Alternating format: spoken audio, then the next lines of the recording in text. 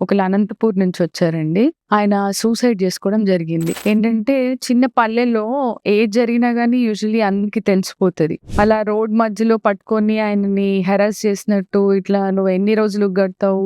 మీ ఇంట్లో సామాన్లన్నీ ఎత్తుకుపోతాం, మిమ్మల్ని తీసి బయట పడేస్తాము" అది ఇది అని రికవరీ ఏజెంట్స్ ఆబ్వియస్లీ హార్ష్‌గానే మాట్లాడతారు. అలా చేసినప్పుడు ఆయన బాగా మనోవేదనకు గురై ఆయన ఆత్మహత్య చేసుకోవడం జరిగింది. సో, వాళ్ళ వైఫ్ అప్రోచ్ అయినప్పుడు, "ఇది ఇప్పుడు నేను కట్టలేని పరిస్థితి మేడం. నాకు ఈ స్టేబుల్ ఇన్‌కమ్ కూడా లేదు. కొంత టైమ్ ఇస్తే మేము కట్టగలము.